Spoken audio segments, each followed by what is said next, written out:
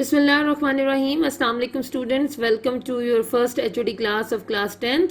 और आज आपका डे 7 स्टार्ट हो रहा है और अब आपका इंग्लिश का पीरियड है।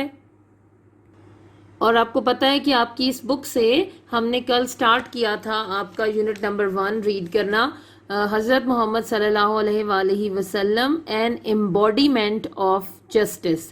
तो चलिए आज हम इसकी आज की रीडिंग स्टार्ट करते हैं। कल वाली तो यकीनन आपने रिवाइज कर ली होगी। जी स्टूडेंट्स, हम पॉइंट नंबर 3 से आज रीडिंग करेंगे। As head of the state of Medina he decided all cases on merit.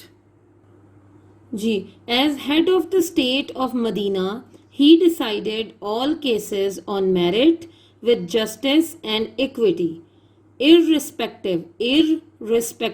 irrespective of color, creed or race. Once a Quraysh woman was found guilty of stealing. Some people wanted to save her from punishment in order to protect the honor of the family of the Quraysh. They asked Hazrat Osama bin Zaid Raziyallahu Ta'ala Anhu to intercede,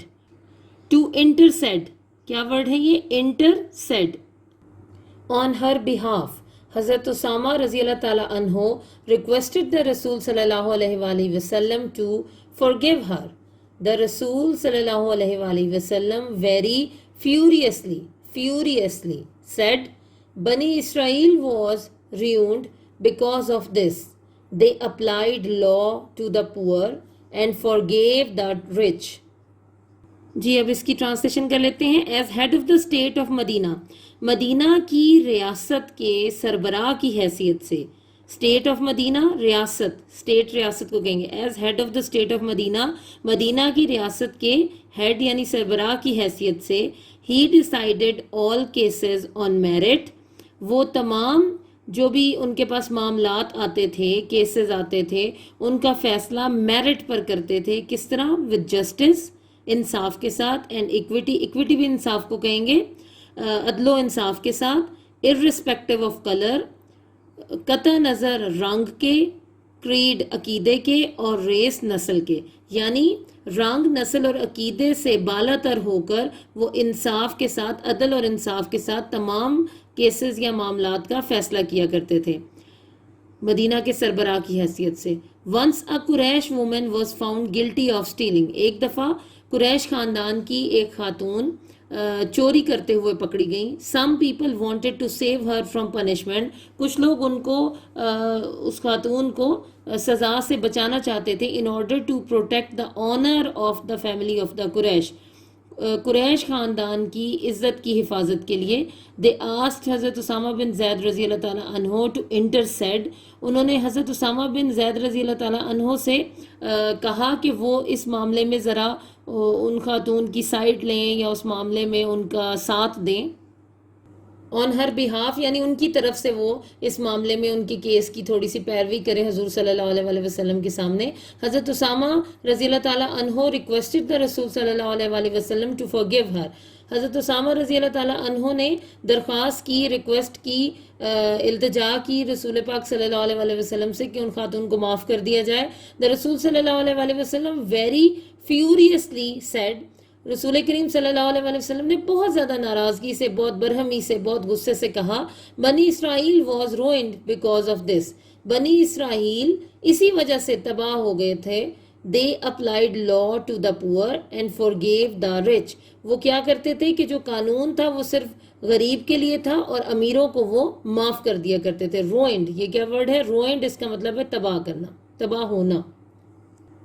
जी, अब next point देखिए। During the sermon an Ansari, seeing some men from the tribe of Banu Talaba sitting there, stood up and pointed toward them and said, O messenger of Allah, their ancestors killed a member of our family. We appeal to you to get one of them hanged in exchange for that. The Holy Prophet sallallahu alaihi wasallam replied, the revenge of the father cannot be taken on his son. अब इसकी translation देखिए। During the Sarman, खुतबे के दौरान, an Ansari seeing some man from the tribe of Banu Taliba sitting there, एक दफ़ा एक अंसारी ने बनु तालिबा जो कोई कबीला था उसके कुछ आदमियों को वहाँ पर बैठा हुआ देख लिया। उस खुतबे के दौरान उन्होंने, एक अंसारी ने, स्टूड अप, वो खड़े हो गए, and pointed towards them and said, और उन्होंने उनकी तरफ इशारा करते हुए कहा, ओ मैसेंजर ऑफ अल्लाह, ए अल्लाह के पैगंबर, their ancestors killed a member of our family. Ancestors कहते हैं आबाओ अजदाद को, आबाओ अजदाद को। इनके आबाओ अजदाद ने हमारे ख़ानदान का एक आदमी मार दिया था। वी अपील टू यू, हम आपसे दरख्वास्त करते हैं, to get one of them hanged in exchange for that, कि इनमें से किसी एक को फांसी दे दी जाए उसके बदले में कि उन्होंने उनके ख़ानदान के किसी आदमी को मारा था।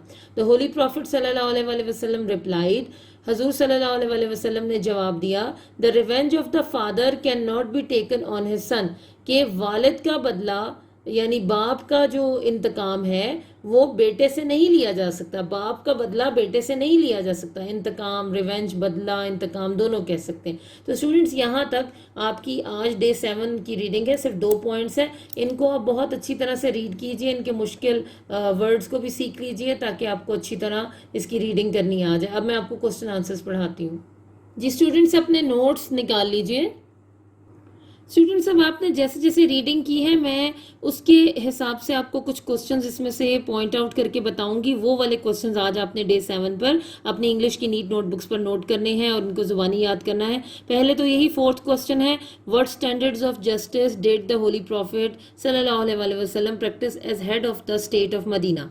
As head of the state of Medina, the Holy Prophet sallallahu alaihi wasallam decided all cases on merit with justice and equity, irrespective of color, creed or race. एक तो ये क्वेश्चन हो गया। दूसरे आपने ये नीचे आना है, क्वेश्चन नंबर 7 जहां पर लिखा हुआ है, how did the holy profit resolve the issue of fixing the black stone.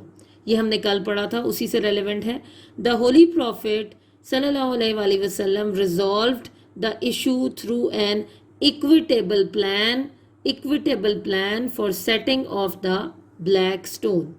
और अगला सवाल ये क्वेश्चन नंबर 8 होगा, why did Quraysh think that the Holy Prophet Sallallahu Alaihi Wasallam would favor them?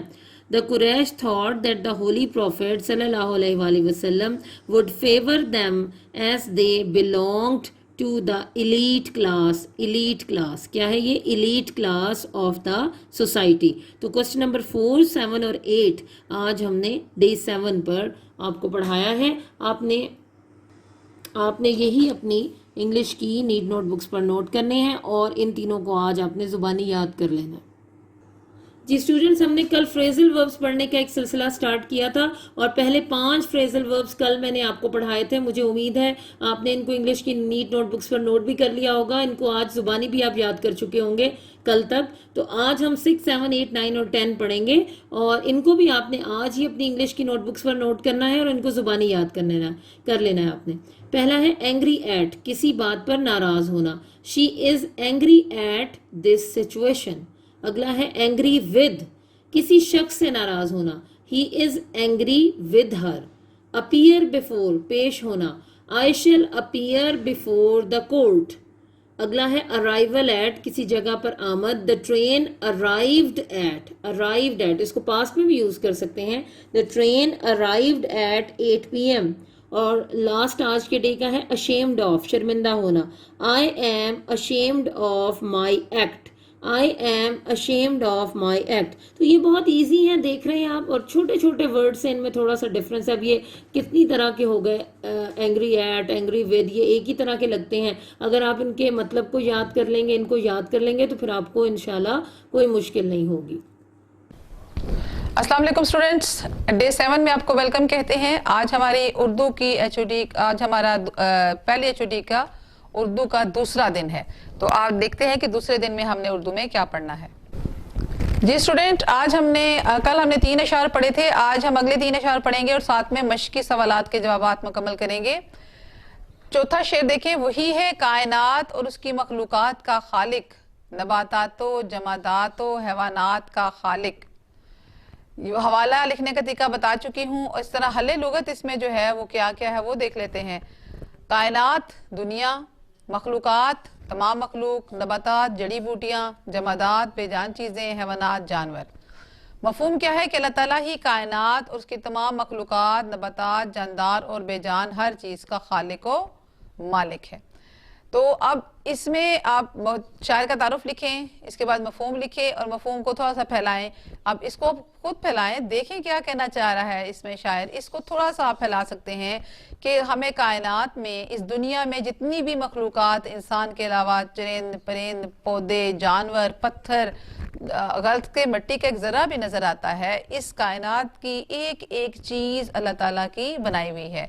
अल्लाह ताला ही इन तमाम चीज़ों का खालिक और मालिक है, चाहे वो जानदार चीज़ें हों, चाहे वो बेजान चीज़ें हों, चाहे वो हैवान हों, चाहे वो इंसान हों, इन सब को पैदा करने वाला एक ही है और वो अल्लाह है।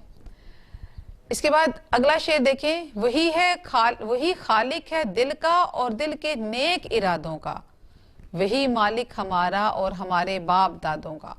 उसी तरह हवाला लिखे जो बताया गया है, अहले लुगत इसमें एक ही है और वह खालिक यानी पैदा करने वाला। और मफहूम इसका बहुत आसान बनता है कि अल्लाह ताला ही हमारा और हमारे आबा अजदाद का खालिक व मालिक है और हमारे दिल के नेक इरादों को भी जानता है। तशरीह करने के लिए शायर का तारुफ लिखिए, मफहूम लिखिए और कैसे फैलाएंगे कि अल्लाह ताला, हमने पहले देखा कि अल्लाह ताला इस कायनात की हर मखलूकात का खालिक है, अल्लाह ताला हमें पैदा करने वाला है। लेकिन ना सिर्फ ये कि पैदा करने वाला है, बल्कि अल्लाह ताला हमारे दिल और दिल के अंदर पैदा होने वाले नेक इरादों को भी जानता है। यानी हम किसी चीज़ का इरादा करते हैं ना, तो अल्लाह ताला को उससे पहले खबर हो जाती है। तो अल्लाह ताला हमारा, हमारे बाप दादों का पैदा करने वाला है और वो हमें ना सिर्फ उसने पैदा किया है, बल्कि हमारे दिल में पैदा होने वाले नेक इरादों को भी जानता है। वो हर इरादे की खबर है उसे, हमारी शाह रग से भी ज़्यादा करीब है वो। और इसीलिए हमें जो है वो अल्लाह ताला की इबादत और उसी को एक मानना चाहिए और उसी की इबादत करनी चाहिए। शेर, बशर को फितरत इस्लाम पर पैदा किया जिसने, मोहम्मद मुस्तफ़ा के नाम पर शैदा किया जिसने। बशर कहते हैं इंसान को। आपने वही हवाला लिखा और अहले लुगत में बशर इंसान या आदमी, फितरत इस्लाम मतलब इस्लाम का असूल, शैदा का मतलब होता है कुर्बान होने वाला। तो यानी अल्लाह ताला ने, अब इस पेज पे आ जाए तो हम देखेंगे कि इसका मफहूम क्या है कि अल्लाह ताला ने इंसान को इस्लाम की फितरत पर पैदा किया है और उसके दिल में हजूर सल्लल्लाहु अलैहि वसल्लम के नाम पर कुर्बान होने का जज्बा रखा है। तशरीह करने का वही मेथड है जो आप इससे पहले कर चुके हैं। शायर का तारुफ, मफहूम लिखा और उसके बाद इसको फैलाया कि अल्लाह ताला ने इंसान को इस्लाम की फितरत पर पैदा किया है। यानी हर पैदा होने वाला बच्चा इस्लाम की फितरत पर पैदा होता है। ये उसके वालिदैन होते हैं जो उसको हिंदू, सिख, ईसाई, यहूदी या किसी और मज़हब से आशना करवाते हैं। जो बच्चा पैदा होता है वो इस्लाम की फितरत पर पैदा होता है और जब वो उसको, अगर वो किसी मुसलमान के घर पे पैदा हो गया तो बच्चों के दिल में और किसी के हर एक के दिल में अल्लाह ताला ने हज़ूर सल्लल्लाहु अलैहि वसल्लम के नाम पर कुर्बान होने का जज्बा रखा है। जैसा कि आप जानते हैं कि आप लोग भी, हम सब मुसलमान, नबी पाक सल्लल्लाहु अलैहि वसल्लम का जहाँ नाम होता है हम उन पर कुर्बान होने के लिए हर वक्त तैयार रहते हैं। तो ये जो जज्बा है ये अल्लाह ताला ने हमारे अंदर पैदा किया हुआ है। ठीक है, यहाँ तक तो है हमारी आज की तशरीह। अब हम देखते हैं कि इसके सवालात के जवाबात क्या हैं। और ये बहुत आसान है क्योंकि मैंने अभी आपको जो मफहूम पढ़ाया है उसी मफहूम के अंदर से ये सवालात के जवाबात हैं, इसलिए ये कोई मुश्किल नहीं है। वही चीज़ जो हमने मफहूम में पढ़ी वही सवालों का जवाब है, तो आप उसी को कर सकते हैं। मतलब ज़ैर सवालात के जवाबात तहरीर करें। अल्लाह ताला ने ये कायनात कौन सा एक लफ्ज़ कहकर बनाई है? तो क्या ये सवाल जो है मुश्किल है? बिल्कुल भी नहीं जी स्टूडेंट। तो इसका जवाब क्या है कि अल्लाह ताला ने एक लफ्ज़ कुन कहकर ये सारी कायनात बनाई है। अभी हमने पहला शेर पढ़ा तो उसमें ये लिखा है ना, तो वही जवाब है इसका। कुन कहकर सारी कायनात बनाई है। अल्लाह ताला ने कहा कुन यानी हो जा और फयाकुन यानी हो गया। अल्लाह ने कुन कहा और वो हो जा कहा और दुनिया हो गई, पैदा हो गई। सवाल नंबर 2 देखिए, अल्लाह ताला ने इंसान को किन नेमतों से नवाजा है? चंद एक तहरीर करें। अल्लाह ताला ने जवाब है अल्लाह ताला ने इंसान को बेशुमार नेमतों से नवाजा है। अल्लाह ताला ने अपनी नेमतों का जिक्र सूरह रहमान में किया है। अल्लाह ताला ने सूरज, हवा, पानी, आग, मिट्टी, फल फूल, सब्जियां, अनाज, पहाड़, दरिया और समुद्र जैसी नेमतों से नवाजा है। तो ये सारी जो हमारे इर्द गिर्द हमें नजर आती हैं, ये अल्लाह ताला की नेमतें हैं। सवाल नंबर 3, उजाले, अंधेरे और खुश्क-व-तर किसके मज़ाहिर हैं? अब एक जुमले का जवाब था कि उजाले, अंधेरे, खुश्क-व-तर अल्लाह के मज़ाहिर हैं, लेकिन चूंकि एक वर्ड का सवाल है तो हमने इसको थोड़ा सा फैला दिया है। जो आपके मफहूम में भी मैंने आपको बताया, ये दुनिया और इसमें मौजूद चरिंद परिंद, खूबसूरत वादियाँ, पहाड़, अंधेरे, उजाले, खुश्क-व-तर सब उसी ज़ात पाक के मज़ाहिर हैं जो सबका खालिक व मालिक है, यानी अल्लाह ताला। अगला सवाल देखिए, हमद में खालिक की किन मखलूक़ात का जिक्र किया गया है? जवाब है, हमद में बताया गया है कि नबातात, जमादात, हैवानात और इंसान उसी खालिक की मखलूक हैं, सबको अल्लाह ताला ही ने पैदा किया है। आखिरी सवाल देखिए, इंसान को किस फितरत पर पैदा किया गया? अभी हमने आखिरी शेर पढ़ा तो उसमें यह बताया गया कि इंसान को इस्लाम की फितरत पर पैदा किया गया है, यानी इस्लाम को अपनाकर इंसान अच्छी ज़िंदगी बसर कर सकता है, और अगर इंसान इस्लाम के असूलों पर अमल पैरा हो तो भी अच्छी ज़िंदगी बसर कर सकता है। यहाँ तक तो है आपके मशकी सवालात। अब ये देखिए, कुछ नज़म और गज़ल की जो है वो आपको डेफिनेशन बता दी गई है। नज़म क्या है? नज़म के लग़वी माना तंजीम और तरतीब के हैं। नज़म, ध्यान से देखिए, नज़म के लग़वी माना क्या है? तंजीम और तरतीब के हैं। आम मफहूम के मुताबिक तो हर कलाम मंजूम नज़म है, यानी आम मफहूम तो हर कलाम ही नज़म है ना। हम एक जुमला बोलते हैं तो आप उसको अल्फाज को तरतीब देते हैं, तो हर कलाम ही मंजूम होता है। लेकिन इस्तिलाह सुखन में नज़म ऐसी मुसलसल और मरबूत सिल्फ है जिसका एक मरकजी ख्याल है और पूरे नज़म की एक बहर में होती है। गज़ल क्या है? गज़ल अरबी ज़ुबान का लफ्ज़ है, उसके लुग़वी माना है औरतों से बातें करना या औरतों के बारे में बातें करना के हैं। लुग़वी माना तो ये हुए, हिरन जब खौफज़दा होकर कर्बनाक चीख मारता है उसे भी गज़ल कहते हैं। गज़ल का हर शेर इकाई होता है, यानी हर शेर में पूरी का पूरी गज़ल अलग अलग मफहूम के साथ होती है और पूरी गज़ल एक बहर और वज़न में होती है। नज़म और गज़ल में फ़र्क क्या है? गज़ल बुनियादी तौर पर नज़म ही है, अलबत्ता मारूफ मानों में नज़म के अशार मरकजी ख्याल के मुताबिक एक तरतीब में होते हैं, जबकि गज़ल का शेर अलग इकाई होता है। गज़ल के हर शेर का मफहूम अलग होता है। जो सोज़ो गुदाज गज़ल का लाजमा है वो नज़म का नहीं, और जो शिकवा लफ्ज़ी नज़म में मुमकिन है वो गज़ल में नहीं। तो बेटा ये आपका आज का काम है। आपका हर रोज़ आपने 1 से 1.5 घंटा जो है वो हर सब्जेक्ट को देना होता है, तो उर्दू को आप इतना ही टाइम देंगे तो ये तकरीबन 20 से 25 मिनट लगेंगे आपको इसको अपनी नीड नोटबुक पे कॉपी करने में, और इतना ही टाइम लगेगा आपको इसे याद करने में। तो इसको कॉपी कीजिए और इसको याद कीजिए। अगर आपके पास बिलफर्ज नोट्स नहीं है तो आपके सामने आपके स्क्रीन पर ये आ रहा है, आप यहीं से देख कर भी इसको कॉपी कर सकते हैं। यानी ये बहाना बिल्कुल नहीं चलेगा, नोट्स नहीं थे, हम लोग यहाँ कैसे आते, बहुत दूर रहते हैं। बलूचिस्तान वाले भी अगर इसको देख रहे हैं तो ज़ाहिर है उनको बाहर से नोट्स तो नहीं मिलेंगे, ये तो यहीं से मिलते हैं, लेकिन वो आपकी स्क्रीन पे जो आ रहा है उसको देखकर आपने लिखना है। रोक लीजिए ना वीडियो और उसको लिख लीजिए, फिर आगे चला लीजिए। तो ये बहाना तो बिल्कुल नहीं चलेगा जी हमारे पास नोट्स नहीं थे, तो हमारे पास कापियां नहीं थी, तो हमारे पास ये नहीं थी। तो आप अच्छे बच्चे हैं, आपने रोज का काम रोज लिखना और याद करना है। अच्छा बेटा, अब क्वेश्चन नंबर 2 है हमारे पास। उसने क्वेश्चन नंबर 2 में हमारे पास क्या कहा है? क्वेश्चन नंबर 2 में क्वेश्चन जो है वो लिखा है सॉल्व बाय फैक्टराइजेशन। मैंने बताया था ना कि क्वाड्रेटिक इक्वेशन को हम 3 तरीकों से हल करते हैं। तो पहला मेथड हम शुरू करेंगे फैक्टराइजेशन। x² - x - 20 = 0। अब फैक्टराइजेशन आपको मैंने बताया था कि आपने पहले ये 9th क्लास में जो है चैप्टर नंबर 5 में पढ़ चुके हैं। उसका तरीकाकार ये है कि फर्स्ट नंबर को थर्ड नंबर से मल्टीप्लाई करें। तो ये क्या बनता है? 20 × 1, यानी कुछ नहीं है 1 है। 20x², माइनस है और प्लस है तो प्लस माइनस माइनस, तो मैंने यहाँ पे क्या लिखा? -20x², यानी कि -20x² यहाँ पे लिखें या 20 लिख दें। वेरी सिंबल को बाद में कर देते हैं, क्या करते हैं यानी उसको बाद में हम देख लेते हैं। तो ये 20x² आ गया। अब आपने ऐसा काम करना है कि मल्टीप्लाई करो, यानी कि 20 है तो इसको 2 नंबर ऐसे चुनो, यानी कि इनको मल्टीप्लाई करो तो 20 है, और उन 2 नंबरों को ऐड सब्ट्रैक्ट करो तो यहाँ 1x आना चाहिए, क्योंकि यहाँ पे दरमियान में जो है ये 1, यहाँ पे हम लिख भी सकते हैं कि यहाँ पर पास हमारे पास क्या है, कुछ नहीं है, तो ये अंडरस्टूड है, ये 1 होता है। अब आपने टेबल जो है जब पढ़ा 20 पे, तो 2 10 टाइम भी 20 होते हैं और 4 5 भी 20 होते हैं, लेकिन 10 से 2 ऐड करें या सब्ट्रैक्ट करें तो वो हमारे पास 1 नहीं आता, लेकिन 5 से 4 निकालें तो 1 आता है। तो इसका मतलब ये कि ये दो फैक्टर होंगे। अब यहाँ पे क्या लिखेंगे, एक्स स्क्वायर और 5, यहाँ पे x है तो x और 4x। अब इसमें जो सिंबल का जो तयन है वो कैसे करेंगे कि यहाँ पे हमारे पास क्या है, -20x स्क्वायर है, यहाँ पे माइनस है। तो आप क्या करेंगे कि जो बड़ा नंबर होता है वो पहले लिखा जाता है और छोटा जो है वो बाद में लिखा जाता है, और साथ x भी लिख दिया। अब याद रखें कि जहाँ पे जब ये माइनस है और यहाँ पे देखें क्या है, यहाँ माइनस है, तो बड़े नंबर के साथ माइनस लिख दिया करें, -5x। अगला जो सिंबल होगा वो कैसे चूज करेंगे, क्योंकि हमारे पास जवाब जो है वो क्या आता है, -20x स्क्वायर आता है। तो अगला अंडरस्टूड हो जाएगा, ये प्लस होना चाहिए। तो देखो प्लस माइनस माइनस मल्टीप्लाई करो तो क्या होता है, 20 होता है, और जब इन दोनों को हल करो तो हमारे पास क्या होता है, -1x होता है। तो इसका मतलब ये है कि -1x की जगह पे ये दो नंबर हम लिख सकते हैं, ये -5 और +4, तो मैंने वही लिख दी, -20 अपनी जगह पे इक्वल 0। ये इसी काम को हम क्या कहते हैं, फैक्टराइजेशन कहते हैं। हमने फैक्टर बना दिए, 3 नंबर थे उसको 4 हिस्सों में डिवाइड कर दिए।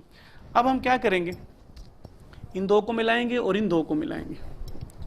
जब इन दोनों को मिलाएंगे तो इन दोनों में क्या कॉमन है, x कॉमन, तो क्या बच जाएगा x -5 प्लस अपनी जगह पे इन दोनों में क्या कॉमन निकल रहा है, 4, x अपनी जगह पे 4, 5 टाइम 25 इज इक्वल टू 0। तो ये दोनों ब्रैकेट जब देखें सेम आ गई तो समझो आपने फैक्टराइजेशन ठीक किया। अगर ये दोनों ब्रैकेट डिफरेंट है, प्लस का फर्क आ जाए, तो समझो यहाँ पे गलती की है कोई आपने, यानी कि यहाँ पे चेक भी हो जाता है आपका क्वेश्चन का।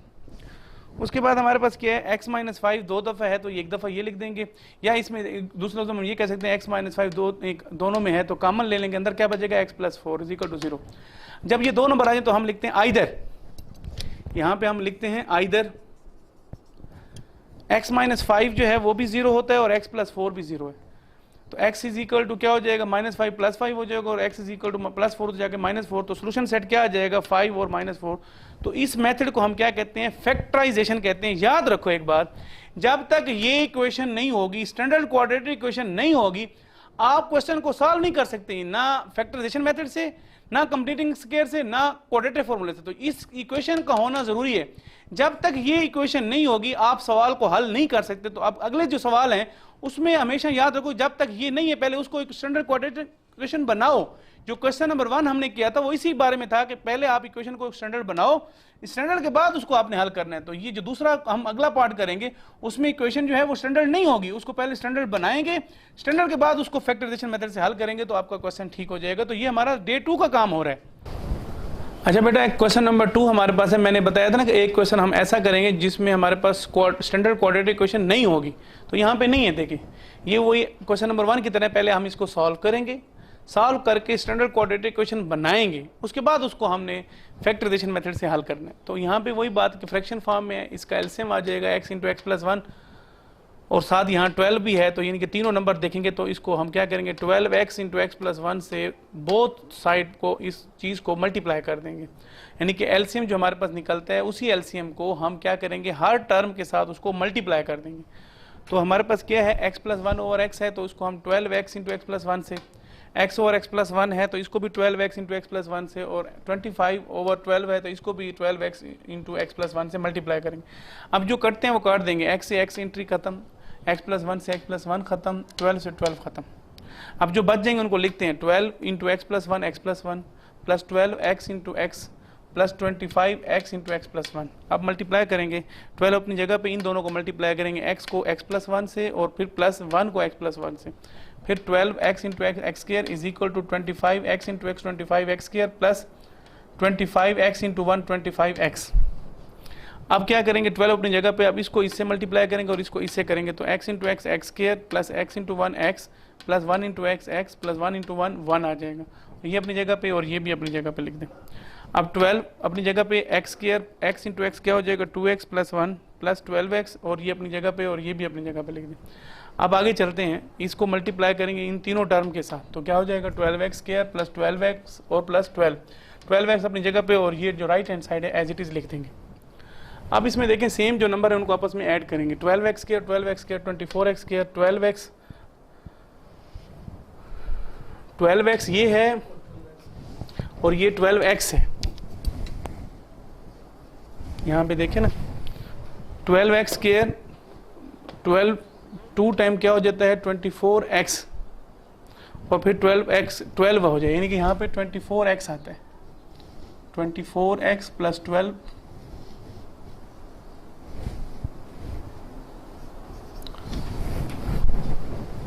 अब इसको देखना ज़रा दोबारा, इसको मैं बता देता हूँ आपको। 12x², 12 2 टाइम 24x और 12 इंटू 1 12 आ जाएगा। तो ये तीनों टर्म मैंने लिख दी, और 12x² अपनी जगह पे और ये भी अपनी जगह पे। अब 12x² और 12 24x², 24x और 12 अपनी जगह पे और ये अपनी जगह पे। अब हम क्या करेंगे, याद रखो कि जो हमारे पास x² की फॉर्म होती है वो हमेशा पॉजिटिव होनी चाहिए। तो ये इस दोनों में देखें, ये 24 है, ये 25 है, तो इस 24 को उधर ले जाएं, 25 को अपनी जगह रहने दें। 25x, ये 24 उधर आके माइनस, फिर 25x, ये 24 उधर आके माइनस, और -12 इज इक्वल टू, यहाँ पे सारे टर्म उधर ले जाएंगे तो यहाँ पे क्या हो जाएगा, 0 आ जाएगा। अब हम इसको हल करेंगे, 25 से 24 निकालें x², 25 इंटू में से 24 निकालें प्लस x और -12 और ये 0 अपनी जगह पे। अब इसको इधर लिख दें और इस साइड को इधर लिख दें, कोई फ़र्क नहीं पड़ता। अब देखो हमारे पास ये क्या बन जाएगी, ये हमारे पास आ जाएगी स्टैंडर्ड क्वाड्रेटिक इक्वेशन आ गई, ये वाली। अब हमने इसको हल करना है, वही पुराना तरीका जो मैंने क्वेश्चन पहला समझाया है उसी के मुताबिक। फर्स्ट को लास्ट से मल्टीप्लाई करें तो ये -12x² यहाँ लिख दिया। अब 12 को दो फैक्टर बनाने हैं। अब 12 पे जो टेबल जाता है वही, अब इसमें मुख्तलिफ टेबल जाते हैं, 6 2 भी जाता है, उससे ये नहीं बनता।